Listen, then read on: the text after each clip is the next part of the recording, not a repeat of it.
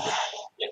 Janelle's read Yaya, and this play has a sequence of scenes plus a few aftershocks.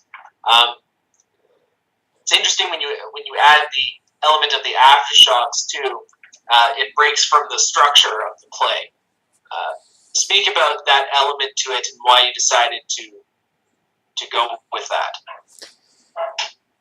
Well, this play's the most direct play that's like is the Maydeen play, because just like with Maydeen, the Maydeen play has a repetition of scenes that then go on further on. With this play, I do a similar thing in that Janelle has a series of scenes where we get further along. The play opens up basically with this Danny carrying this woman into a bedroom as they're making out, throws her on the bed, and then the scene ends at various points going on. First, discovering that she has a heart-shaped bed. Then, in the canopy of the bed, she has mirrors to watch herself having sex with guys. Then that she's videotaping guys, and Danny discovers this. And so the aftershocks, after the last big scene where we get the discovery, the aftershocks come, and they're sort of little sort of just blackout scenes to sort of contextualize the rest of it. Yeah.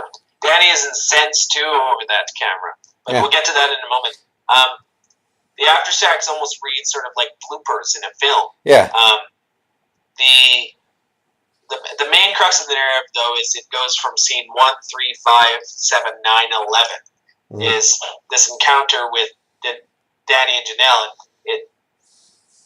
They're self-contained little dramas, but you later find out that there's more in scene 3 or more in scene 5. How do you think this could even be staged? Well, that's a good point. I mentioned the Maydeen. In the Maydeen scenes are the exact same thing up to the point where they end, and then we get add-ons. Here, there's difference. So this would be one of the most difficult plays for an actor to do, because they'd have to remember, because even though, like I said, every other scene, there's like 6 major scenes of the sexual aspects in the apartment. Wherever they end, let's say if they ended at 5, 10, 15, 20, 25, and 30 minutes each scene, those scenes are different. Those first 5 minutes, so the 5-minute first scene, those first 5 minutes carried over 4 scenes or 4 versions later is slightly different, and that is to give the sense of the disorientation of the scene, especially from Danny's supposed remembrance of the scene, because Danny is presumably the author of this play, and he's remembering the scene. But every time he tells it, presumably, and we could imagine that each of the way those scenes are out is Danny at future points in his life telling that scene up to a certain point. So he's going to be misremembering or inserting some things, deleting some things, and that's very similar to Bit in Lit, the Bit of Lit chapter in A Norwegian in the Family, where every time Bit goes back, or every time Dennis Hopper slips in his urine and falls down the 6,800 story building, there's slight differences. And so, yeah, this would absolutely be a nightmare. It's probably the closest to an unstageable play in a sense. Although if you could have some really great actors, they could probably get some prompts, and it would be like remembering separate playlists. And you'd have to have, though, really, really highly trained actors to do that. The director could also probably play with it too if they wanted to, say, release an abridged version of this play, to get some of the other elements of it in there. Get the audience out in 2 hours rather than 5. Yeah. I mean, the play wouldn't run 5 hours. It's like 37,000 words, so it's probably about a 2.5 to 3 hour play. And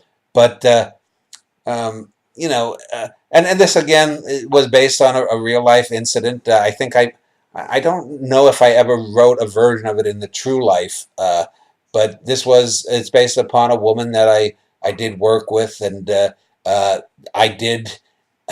And I say the Danny Wagner character says in the play, it's ironic because if if they hadn't gone back to her apartment, if they had, because they're coming from, say, like a Christmas or New Year's, office party, and if they had just gone to a motel near work, they would have done the act. But because she wanted to go back to the apartment, presumably to film them, it ended up kiboshing everything because Danny wasn't going to end up, in some secret porno.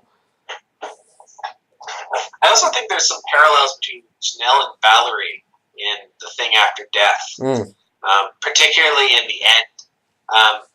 But I'll get to that in a moment.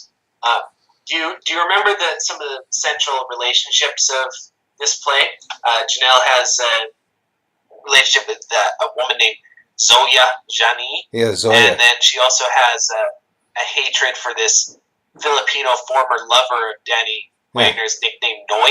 Yeah. Or New. Yeah, Noy. Yeah, well, and Zoya Jani, I gave Wakas, this Pakistani kid who's reading my stuff. I decided to give her a South Asian pal, a Pakistani pal, and again, it's just like the Baba character with her pal. A lot of it's interesting to play on these things because the Zoya character is presumably the Tonto to Janelle's Lone Ranger, or the Robin to her Batman kind of thing.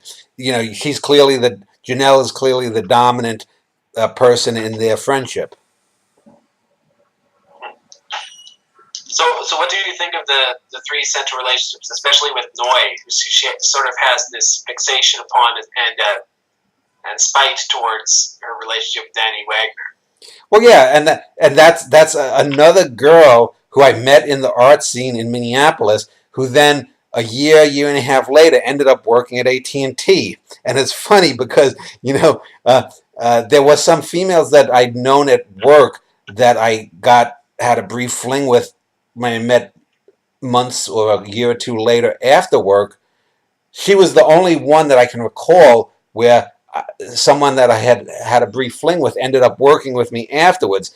And she was kind of cold to me at work. But I remember, because she was quote unquote Asian, and Janelle is Korean, Noy is Filipino, or she's a Filipina, and in real life, I didn't have sex with the Janelle version, real life version, but I did have with the real life Noy version, and it's and the Janelle character, the real life version, like this Janelle, didn't like the Noy character because I guess she did know or heard that Danny had, done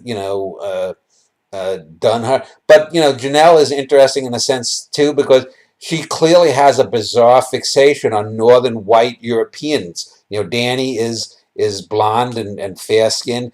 Her husband, and then her later husband, her first husband and her second husband in the play, we find out that they're Nordic types. She ends up, as you mentioned, probably with another Nordic type in a motel room. And it's interesting that you did go all the way back to my very first play there, because that is interesting. She seems to have followed down the path, the sexual path at least, of whatchamacall, the Valerie Novello character. Yeah. And although in real life, from what I can tell, she probably is still married, the Janelle character, and hopefully happily so.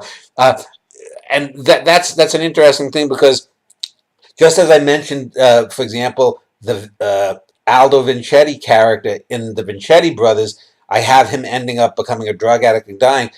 I showed you the real life version of Aldo Vincetti. Fortunately, is still alive.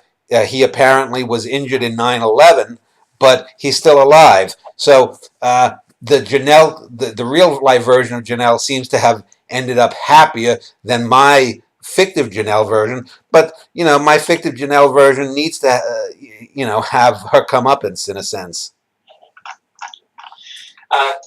Janelle too. She used some lines from Eleanor Rigby after she has this male encounter, but the difference between Janelle and Valerie is Valerie, for whatever it's worth, seems to be satisfied with her warped place in life, having hookups here and there, or at least has gotten to the point of apathy. Whereas Janelle does seem as if she seeks more, and this is why she looks longingly upon Danny Wagner, whereas Valerie never had a Danny. But I also think that if I recall, I think the Valerie character seems to be a nicer person. Yes, she had this past where she was diddled by the father of, her whatchamacall, her best friend, or the girl, the Megan character when she was a child that she babysat. The Janelle character comes off a bit more shrill. She's not nearly as shrill as Emmy or Barbara Herzog, and she's not as cynical and warped as some of the other characters, like the Mel Hardenberger character. But there's something definitely wrong with her. Well, Janelle is more manipulative too. Yeah. In the arguments with Danny, she is looking for ways to sort of spin the wrong upon Danny, as if he has a hatred for women, rather than the main crux being, and it all gets back to that. Danny makes sure that she can't move the goalpost away from it. Yeah. Is that she was trying to film them having sex, and for her own pleasure, for disseminating it upon the early intimate. Yeah. And she was going to do it against his will without him knowing. Yeah, and I think not to get sexist, but I've known women, I've known men. They do argue like this. It does come down to this crux sometimes, where women sort of divert the conversation, and men become more centralized in their conversation. Yeah, well, but the point, it's interesting too, because this was written just a couple of months ago, right at the tail end of the Me Too thing of the late 2017, but it's a good example that shows, not that I really felt quote unquote victimized or whatnot, but Danny has an absolute right to feel like he was manipulated and tricked and whatnot, and she tries to get out of it by claiming because she's Korean that Danny holds that against her, that because she has fetishes, Danny is somehow bigoted against her for being a fetishist, that because maybe it's her ex-husband or this. Janelle is trying to wheedle out of the fact she's blaming her actions on her ex-husband, on Danny, on this, that, and the other thing, when Danny keeps saying, no, it's not because you have yellow skin, it's not because you're a fetishist or whatnot, it's because you wanted to film me against my will without telling me. And the interesting thing is, this is, again, that's, if you wanted to talk about it, this play isn't about a sexual fetishist. It's not about the men versus women. It's a character study of, there is something wrong with Janelle. To be reductive, someone would say, well, she probably was sexually abused in her past, but we don't really have anything like that. She could just be someone who is a narcissistic, self-absorbed person. Too often what happens in modern life is when someone does something or has something like this that's just bizarre, people try to find excuses for it, that they were abused or that they were this or that or the other thing, and we don't know. We have really, I don't recall in the play, you've probably skimmed it more closely than I have in recent vintage, but I don't think I put anything that really gives any idea that Janelle was abused in her marriage, that Janelle was sexually abused as a child. There's just... Your plays are usually anti-victimization. Yeah. Though the world seems to be going the opposite way. Yeah. Janelle is responsible. Janelle wanted to have who knows, she probably had in real life and in this play, she probably has secreted away half a dozen lovers filmed in various sexual encounters, some consenting wise, some not. Danny even mentions, and I may do a play on this, Danny even mentions an incident that I did refer to in True Life about this fat gal who drugged me and then filleted me while I was laid out on a concrete basement floor. And he uses that as a comparison to her, and she's like, I would never do that. And while drugging someone, slipping them a Mickey is certainly a greater offense than surreptitiously filming them with sex, it's the same similar type of violation. It's just a matter of degree. And Janelle doesn't get that. The other thing that I wanted to cite is, as I was reading this, even though, and let me start off first by saying that I think this is a great play. I would say that this is, if you put this in the published world, this is in the top 5, at least, plays out there, let alone the other plays that you've written. But the thing is that this play, in today's climate, whether artistically or politically, doesn't seem to be able to exist because it's anti-victimization. And, it plays with language. That you were speaking about, being reductive with the character. That seems to have an inverse stance by what the publishing world wants. They want more politicalization and more sides. And I really want them to stop policing language. I was having a conversation with a professor a while ago where we were arguing about this. We were arguing about whether or not race exists. And I used the terms Mongoloid, Negroid, and Caucasoid. And she said, we don't use those terms anymore.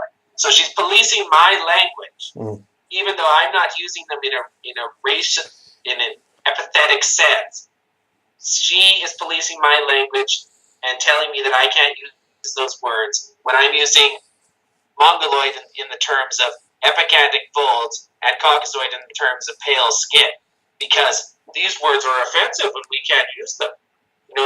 This is the problem. Like, Mark Twain probably wouldn't be able to get Huckleberry Finn published because it has the word nigger in it, even though that novel is completely against the character of Huck Finn and is anti-racism.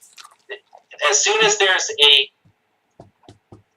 word out there, it's as if there's a trigger in the minds of these PC elitists that don't allow it to get to anything out there. That they're not reading between the lines, they're just reading one word at a time and then skipping over the rest.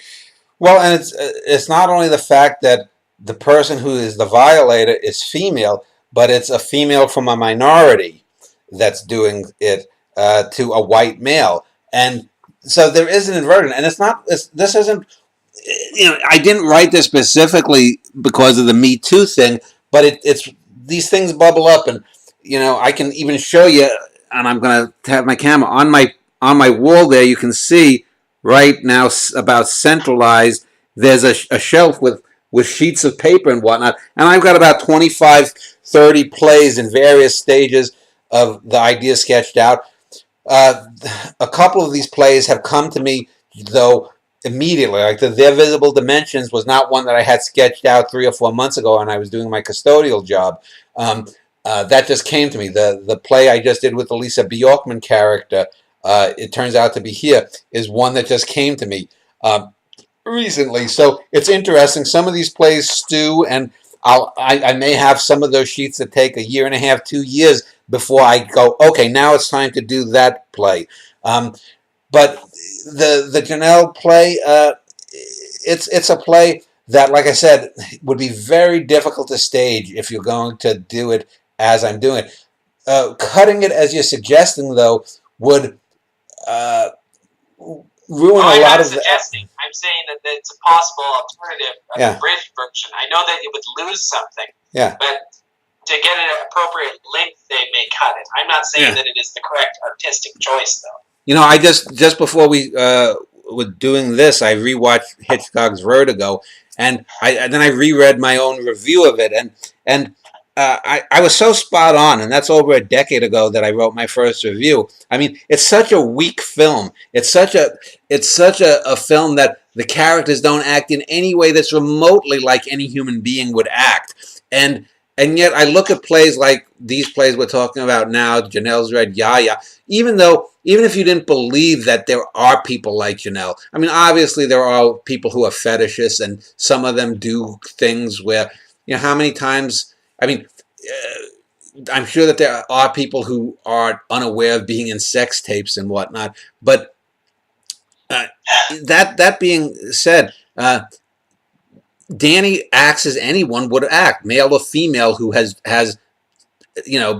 people react very angrily if their phone calls are being taped without them knowing anything, even if they're not doing anything illegal.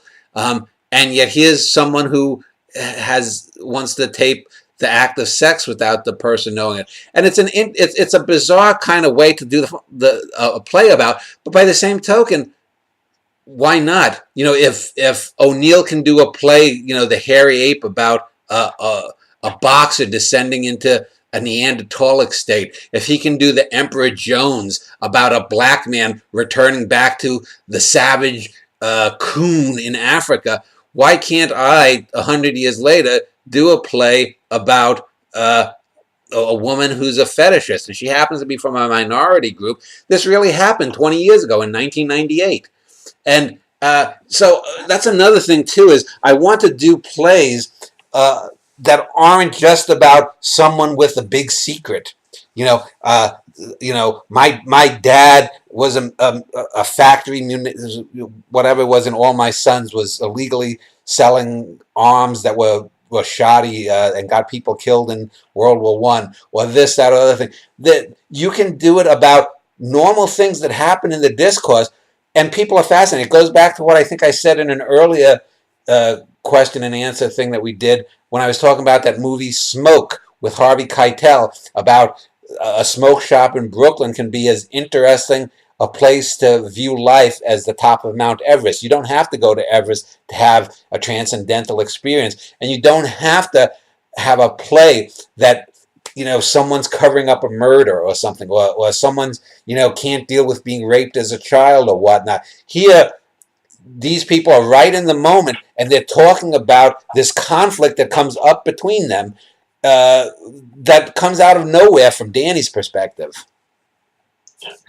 Young Danny actually makes that point it turns out to be here, where he states that people sort of mistake living for doing things rather than thinking things. Yeah.